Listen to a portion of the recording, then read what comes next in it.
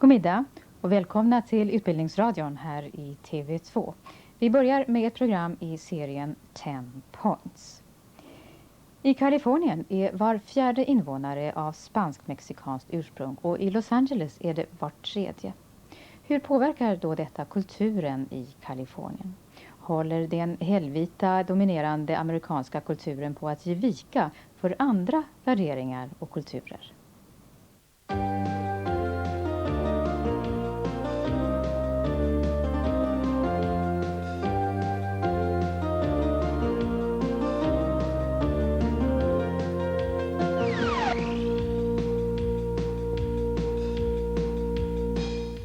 Hello, and welcome to 10 Points. The purpose of today's program is to take a look at the browning of America. By the browning of America, we mean that the once dominant position of the white population is now changing. We'll be visiting California and focusing on Los Angeles, where this browning phenomenon can be seen most strongly. An important point to keep in mind is that this geographic area has always been the home of Spanish-speaking people. So it's not just a standard question of immigrants here. Let's begin our new word list with two abbreviations, LA and UCLA. LA is the abbreviation for Los Angeles, and this short form, LA, is very widely used. UCLA stands for University of California, Los Angeles. We'll hear the phrase imposed upon you, meaning forced upon you. To lump, as in to lump us all, means to group us all together. To acquire something is to add it to your possessions. You can say that every new word you learn you acquire to your vocabulary. We'll hear the biblical phrase, the hewers of wood and the drawers of water, which means the cutters of wood and the carriers of water. Next are three words connected with government. Legislation, meaning laws. Ballots, meaning the documents people use when voting. And mandated, meaning directed by law, as in, it was mandated that English be the official language. Next is the phrase inherently violent, meaning naturally violent. To approve of means to accept. National Public Radio is non-commercial, often educational radio. Graduate school is the next level of education after the first 4 university years. The phrase, nevertheless, it is still not sufficient, means even so, it is still not enough. And finally, the informal expression, to be up for grabs, which means to still be an undecided question. And now, let's go to Los Angeles for a look at Californian culture. In California, we could say that there are, in a sense, two cultures. The emerging culture, we don't really know what to call it yet, but certainly there are two cultures. One, essentially, the dominant, or the white California, and the rapidly growing, at dramatic rates growing, is the Latino culture.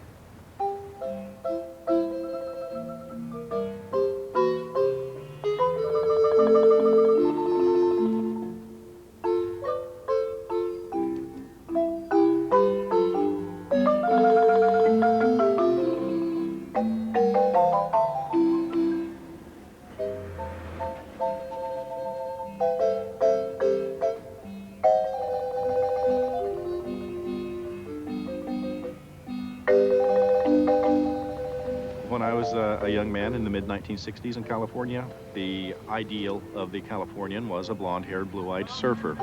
Right now, demographically, here in Southern California, that simply is not the case. 1 out of every 3 persons in Southern California is Latino. Not blonde, not blue-eyed, but we do surf.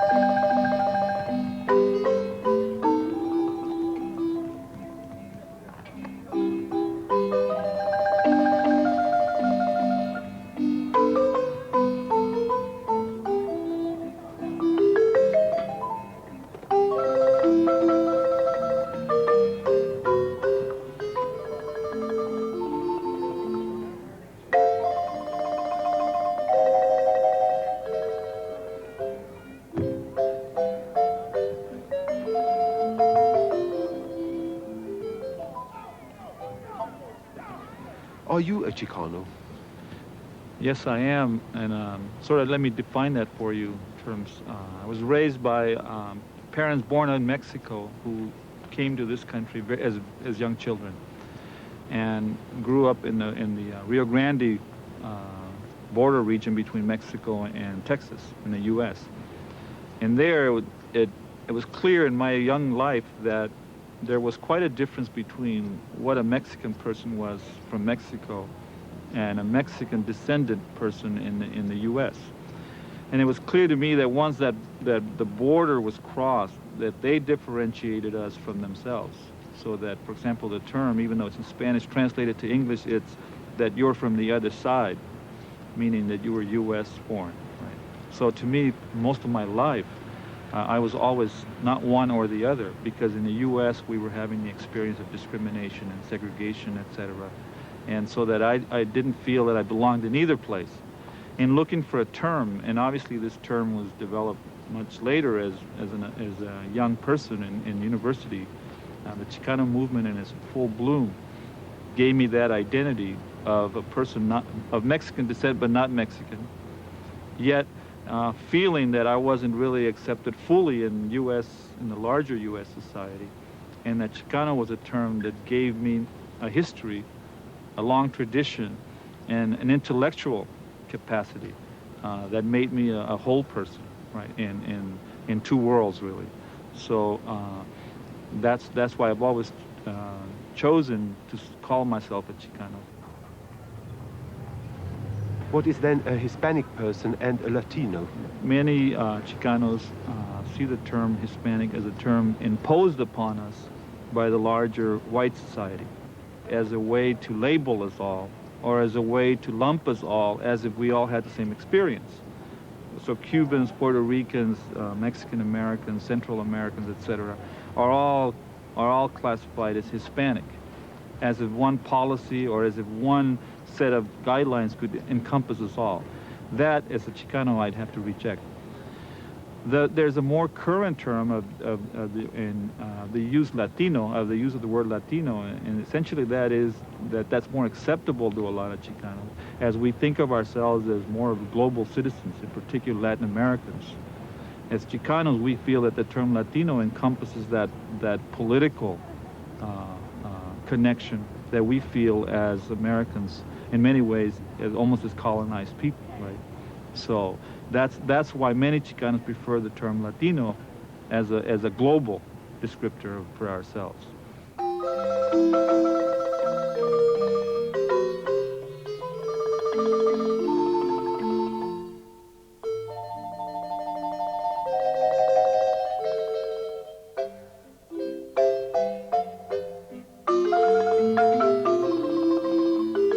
When I was a child here in California, 1 person out of 20 was Latino.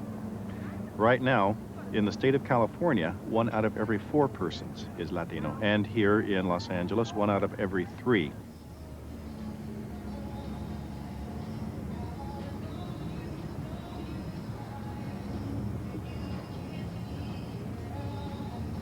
The Latino population in many ways was not an immigrant population. It was already resident in what became the United States and what used to be Mexico. The U.S. came to the population and acquired it, but it did not have to immigrate. For this reason, we have towns with names such as Los Angeles, Sacramento, San Antonio. We gave them the names beforehand. Secondly, it's also important to understand that between the southwest of the United States and Mexico for thousands of years, there have been migratory paths. Populations have moved back and forth for centuries. We are simply continuing that. Nowadays, there is now an artificial border drawn, but people still move back and forth. Latinos occupy the lowest sectors of the economy.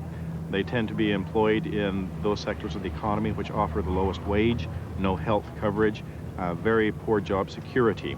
Latinos earn about 1/3 less than Anglos. Latinos serve the purposes of a caste in California. As the biblical phrase goes, the hewers of wood and the drawers of water. Unfortunately, in a high-tech economy, we do not need hewers of wood, we need designers of missiles. And Latino education has not been seen to be sufficiently important that we would have sufficient numbers of Latino scientists and engineers.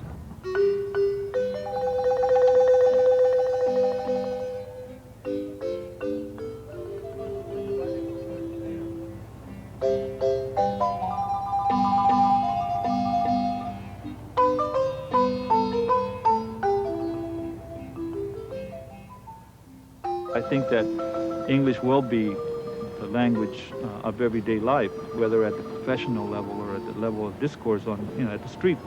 But I think language still is the dominant norm.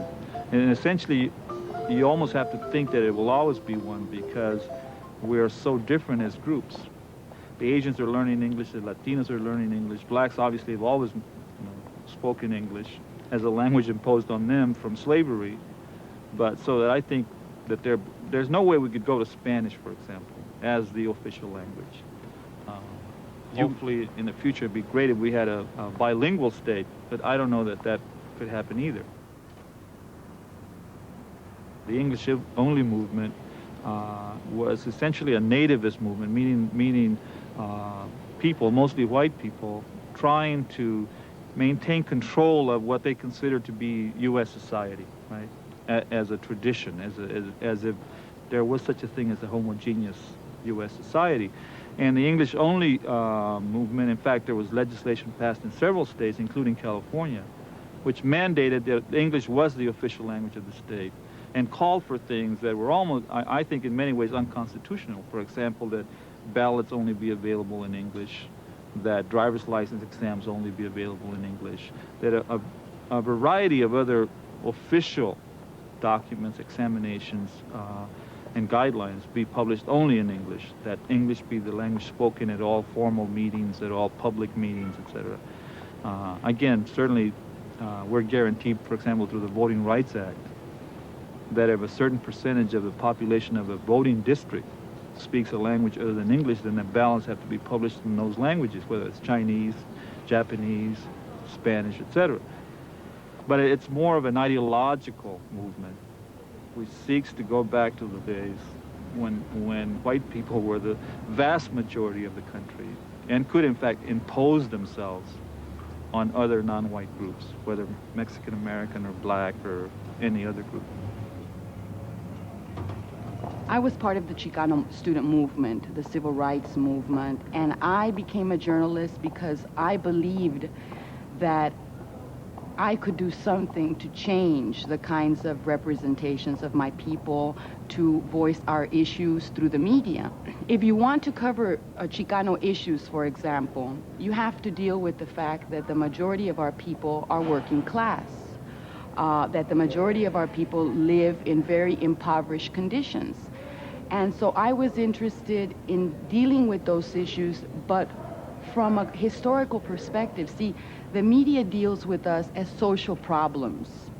Instead of understanding why is it that our youth do drugs in the barrios, or our neighborhoods, why is it that our youth get into gangs? And there's a reason for that. People don't, the media image is that we're inherently violent, okay?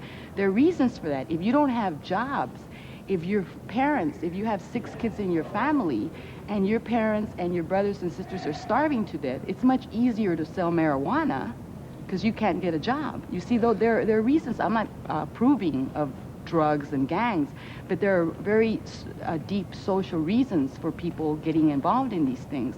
So when I was a journalist, I wanted to deal with the social causes of our problems. I didn't want to present us as social problems. I worked in National Public Radio, and I was told by my executive producer that I was covering too many labor issues, too many, social problems, that I should do cultural things. And I asked him, I said, well, what do you mean by cultural things? And he said, Mexican music, Mexican food, Mexican dance. And so I did 3 or 4 programs on that.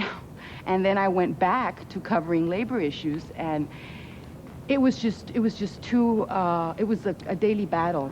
So I decided that what I needed to do was go to graduate school and teach, because I didn't have any Chicano professors that taught me what I learned, how to say things without saying them. You know this in media. You say it with images, you don't say it directly, and you can sort of maybe not be censored if you do it like that. You have to be very creative in media to make a point. So I learned those little tricks, and I decided that I needed to go to graduate school so I could teach other people those little tricks. Yeah, these murals were put up about, I'd say about 12 years ago by gang members here in the neighborhood. There was a lot of graffiti around at the time, and it didn't look too good. Here in East Los Angeles, they have different neighborhoods, what they call barrios, right? Gangs, in other words. Typical Mexican families, you know, a lot of them come from across the border. A lot of them are born here, and they grow up here in this environment, you know, and it's a gang-orientated environment, you know, and as they grow up, most kids, they grow up, you know, to be gang members. You know, we're trying to get away from that right now. In those days, really, as far as the schooling and stuff in this area was, they really didn't push it very much, you know. Whether we went to school or not, it really didn't matter that much to people back in them days, like in the 50s and 60s, right? And now, you know, it's a big thing, you know, that get educated so you could be someone, you know.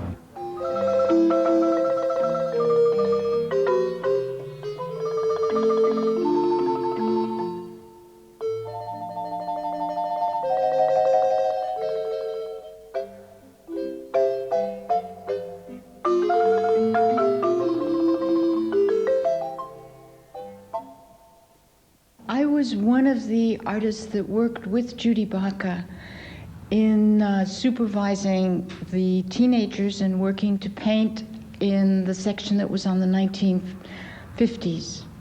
And the way that the Great Wall works is that Judy is the director of the project, and working with Judy on the project are a whole group of teenagers and also a group of about 7 artists, each of whom supervises some of the teenagers and work on painting the project. The artists also, and historians and some of the teenagers also work in the design process in terms of being consulted as to the ideas and the themes and working out some of the images, so that the process itself is a collective evolution, but the final word, the actual decisions are made by Judy. She's one of the early muralists here in Los Angeles, one of the early Chicano muralists, and she began working with gang teenagers to paint murals in East Los Angeles. She herself is an artist, and as an artist has combined those two skills, the administrative and the artistic, to create a project of the magnitude of the Great Wall.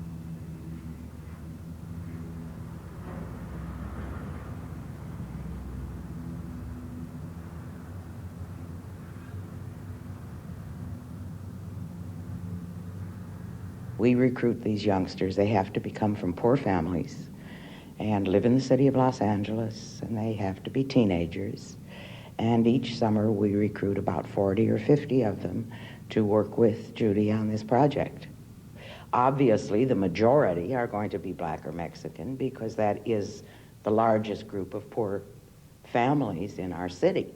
And then these kids work every place. They work in government offices and in nonprofit agencies, in hospitals, senior citizen centers, child care centers. They help clean streets. They work in parks. They work in offices. And some of them are kids who've been in serious, serious trouble. We still hire them and try to change their lives. Some of them are kids who've never been in trouble and never will be in trouble. And some of the lucky ones get an exciting job like working on the Great Wall. Would you say that you found the Chicano influence very strong in the Great Wall? Very much so, and also a Mexican influence. And Judy went to Mexico and studied in the Siqueiros workshop and learned from him some of the principles of dynamic composition. In fact, almost all the murals that have been painted since the period of the Mexican Revolution, to some extent or another, use compositional techniques developed by the Mexican artists, because what they did was to take a concept that came from the Renaissance, the idea of doing storytelling murals, murals that tell the history of a people. But each of them were involved in a different movement in contemporary art. Siqueiros was involved in futurism, Rivera in cubism,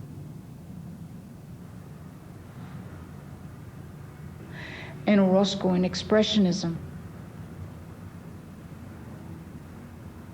And so they took the modern innovations, the breaking up of natural space and the use of other devices from those modern movements and combined them with a realistic bias to create a wholly new form of mural making.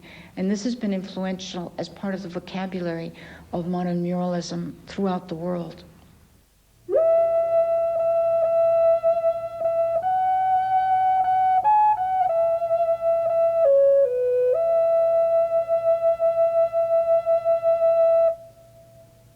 Animals were important in the everyday life of the early Californians, and human and animal spirits mingle in their religious beliefs.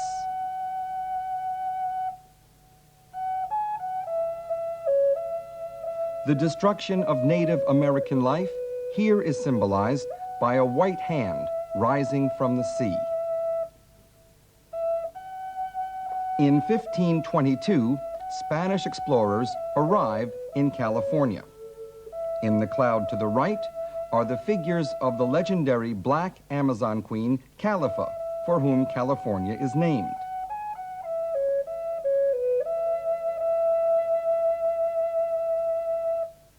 The founder of many missions in California, Father Junipero Serra, arrives on a mule. In 1822, California comes under Mexican rule, which lasts until 1843.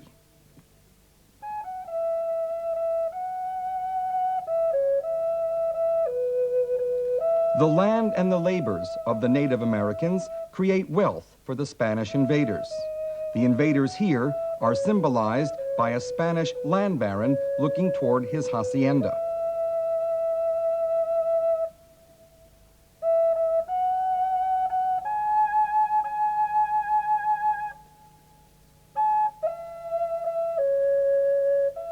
The U.S. cavalry fights against the Mexican army for the control of California.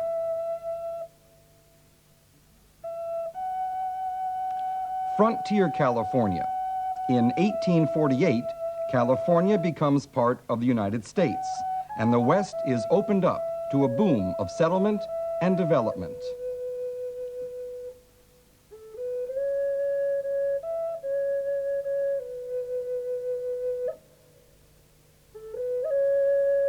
Invalid treaties force Native Americans to sell their land for almost nothing, and Mexican Americans are sent back to Mexico.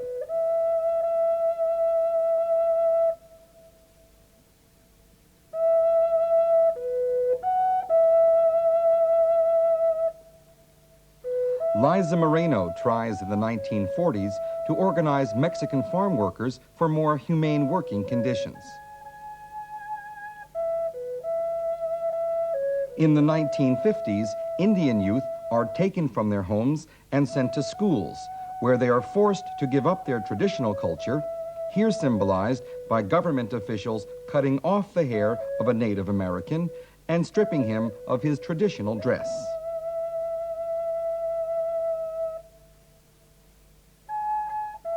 Athletes from minority groups have won fame and prestige for their people. A black crippled child grows up to become a winner of 3 gold medals. Her name is Wilma Rudolph. An important symbol for Native American pride is the marathon runner, Billy Mills.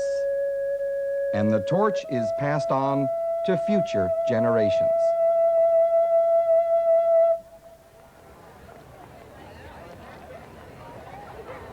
The student population at both UCLA and at Berkeley is unique this year in that at both campuses for the first time there is no majority student population. Less than half of the student population is Anglo. Approximately 12% is Latino. About 30% is Asian. And the remainder are black and other minorities.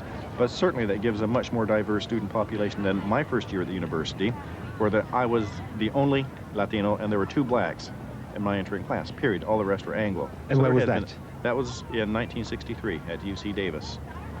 Obviously, there has been a tremendous change.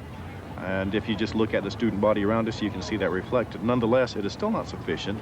We need to remember that in Los Angeles, 65% of the students in the school system alone are Latino. That is not yet reflected here at the university level. Who makes the decisions? What is the norm? What is normal? What is success? Right? What is California culture? It's going to be up for grabs, if you will. And now not only being defined by white people, but now having to be defined by non-whites also, Asian, Black, and Latinos, so that the discourse, right, the discourse of definition is going to be quite different.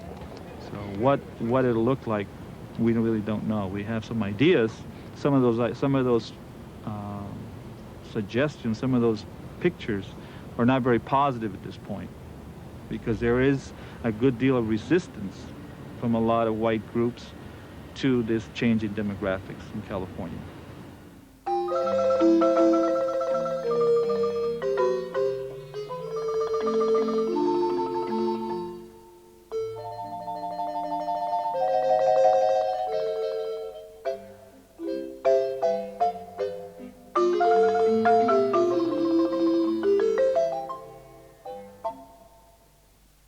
That was a look at the changing scene in Californian culture. Next time we meet, we'll be crossing the Pacific to New Zealand to spend some time with an outstanding woman writer.